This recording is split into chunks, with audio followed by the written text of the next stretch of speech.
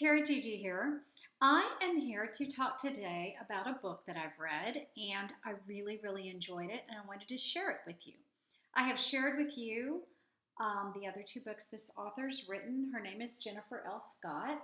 She wrote At Home with Madame Chic, and the title of the other one is Lessons from Madame Chic. I have enjoyed both those books immensely. It's about a woman that spent some time during her college years in Paris and learned quite a bit from the family that she lived with. This is her newest book that's coming out in October. I don't remember the exact day, but I'll put it in the bottom bar below. And it's called Polish Your Poise with Madame Chic. And did I say Jennifer L. Scott is the author? She sent me an advanced copy to which she also autographed. So I was just blown away when she offered that to me, and I was so excited to get it and just devour it. Although I've been so busy, it's one of those books that you could read really quickly in one setting, or one or two, three sittings. Anyway, I don't have any poise right now, but I wanted to savor it because there's so much in it. I just marked a few pages and I just wanted to share those with you to give you an idea of what the book is about. Because the book, of course, is about having poise, having that undetectable, aura about you that people are like, wow, like, of course, Audrey Hepburn, but one that always comes to mind to me, Grace Kelly. I was watching It Takes a Thief the other night, and I thought Cary Grant had more poise than anyone, even more than the women, I think. He just oozed poise and just had that quality. And I've never thought I could achieve those qualities or even go towards those qualities because I'm just, everybody that has that quality to me seems kind of more European, although Grace Kelly was American. And anyway, I wanted to read a little bit from the beginning of the book because it's just, it motivated me and it gave me hope that I could cultivate more poise into my life. The part one is the power of poise. And that's talking about once you have it, what does that mean? And what do other people think of you when they think you have poise, or they just detect it from your mannerisms or whatever. And then part two is presentation. And that's just talking about grooming and style and clothes and all those kinds of things. And then part three is practicing poise. That's different ways in your life that you can put forth poise. And I like that it's called Polish Your Poise. But if you don't really think you have poise, I keep using that same word. I should have looked in the thesaurus and found some other words. Listen to this paragraph. I hope she doesn't mind if I read a few sentences out loud. But this is what really motivated me and gave me hope. It says, we are all capable of living with style, grace, and elegance. I don't think that really describes me at all. But listen to this. It doesn't matter what your past was like. It doesn't matter where you grew up. It doesn't matter how you behaved yesterday or even in the last hour. It doesn't matter how much money you have. It doesn't matter what the people in your life live like, in your family. It doesn't matter how they live. It doesn't matter if your circle of friends are not interested in the subject. The only thing that matters is that we are all capable of change, of transformation. No one is born a Madame Chic.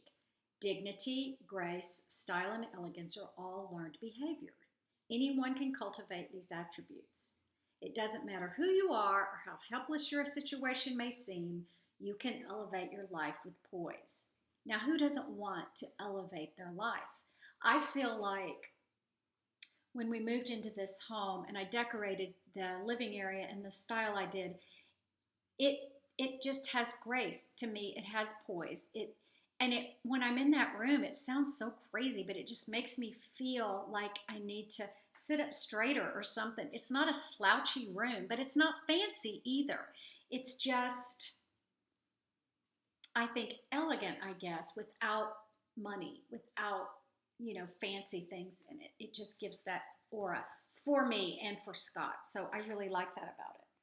Another part of this book that I really liked, still in that very first chapter, you can cultivate poise from the moment you wake up until the moment you sleep. You can choose good posture when you're exhausted and feel like slumping over. You can pause before snapping at your spouse. You can remain firm when teaching your children common courtesy.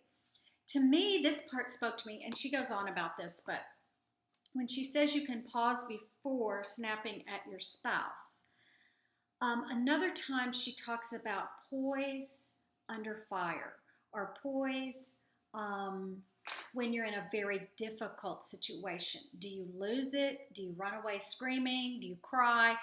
Have poise. What would that make you feel like? Okay, you're in a crisis. If you remain calm and have poise in the crisis, the whole thing's going to go better. And I've never really thought of it that way. And when one of my family members does something wrong or whatever, I can have poise when I'm, saying, I don't like that. And Scott probably doesn't like this book because he'll do something and I'll say, we're going to elevate our life, okay? I'm not going to get into it now, Scott, but as soon as the wedding is over and we can breathe and we can think clearly, we're going to elevate our lives. And he's always looking at me like, what does that mean? For instance, let me just give you an example that is so embarrassing. Never in our marriage, 33 years has this, 33, yeah, 34 years has this happened. We started going to a new church after we moved here, and it's completely the opposite of any church we've ever gone to. We've always gone to very, very large churches with lots and lots of programs and things to do and things to join and blah, blah, blah. Well, we are going to a church now that only has like 50 people, and it meets next to a coffee shop. The first Sunday we went, we dressed, I had a sundress on, very, what's the word? I can't think of the word. Modest. That's the word. A sundress on that was very modest. And Scott wore jeans and a nice shirt. He looked amazing. We looked like a presentable couple, okay? Then I went out of town, and the next week, and he went by himself, and he called me, and he said, you know what? A lot of people wear shorts to this church. I'm going to start wearing shorts. And I thought, well, as long as you're wearing your really nice khaki shorts, with a shirt tucked in, the whole 9 yards, you can look very presentable, and I'm sure that'll be fine. It's a casual environment. The next Sunday I was back. Don't even ask me why I didn't focus on this, but when we got inside the church, I looked down, and he had on flip-flops. Y'all, I about died. A man should not wear flip-flops unless he is at the beach. Now, these were nice leather, newish flip-flops. That wasn't the point. And I just went, you ever heard that word, egad? That's the word I wanted to say. And we got in the truck, and I said, honey, we are going to cultivate more poise and elevate our lives. And flip-flops to church just doesn't work. And he goes, well, these aren't really flip-flops. And I said, anything where a man's feet show, and he has good feet. I said, we don't do that. We don't do that at church, especially, or of course in a restaurant or anything. Anyway, it was funny, hilarious. He was trying to get away with something that, and even he knew he shouldn't do it, but he did it anyway, Mr. Casual. All right, there's one other part that I wanted to mention, and this is probably one of the most important things when you're thinking about poise. It's not just how you appear to others, but it's our community and our world.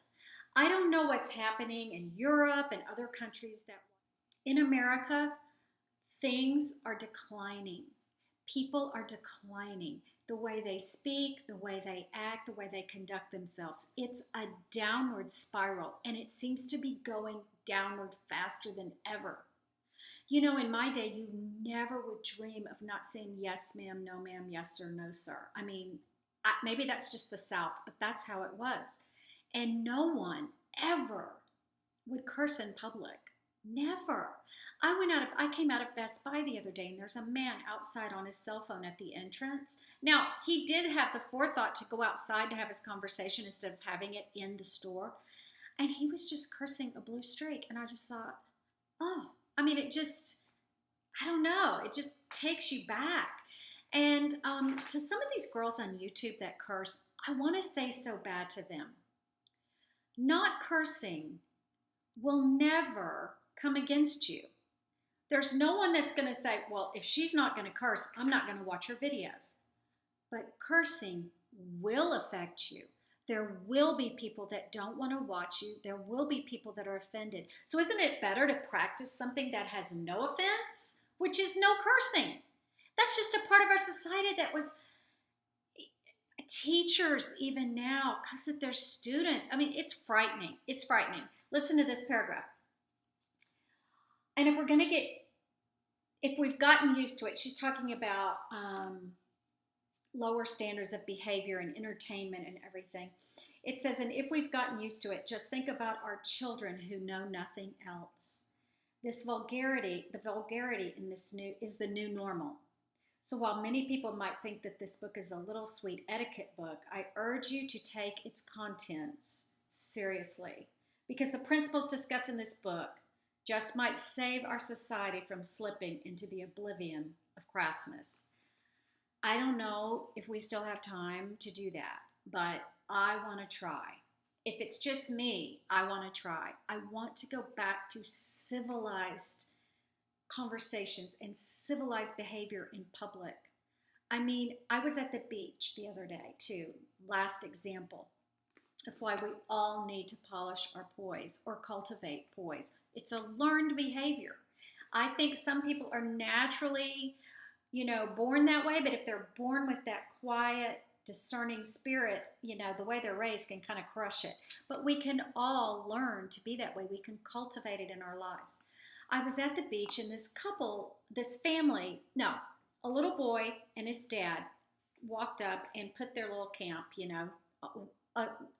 away from me, but close enough I could hear them. And the husband was so good looking. I remember noticing that. And the little boy was about 5. Such a cutie patootie. I couldn't believe it. Well, they went on out into the water, the two of them. A few minutes later, this woman walked up, and she was obviously the mom. And just the way she walked and slouched and the way she was carrying herself, I was just like, I don't know how you got him to marry you. It sounds terrible. But this was just something going through my mind. I wasn't really, going to go say anything to her or anything. Well, I kind of forgot about her, and I went out in the water. And on the water, words carry. You can hear people. The sound carries well over water. And I saw her coming out to get in the water with the little boy and the dad. And I could hear them clearly, even though they were about 25, 30 feet away.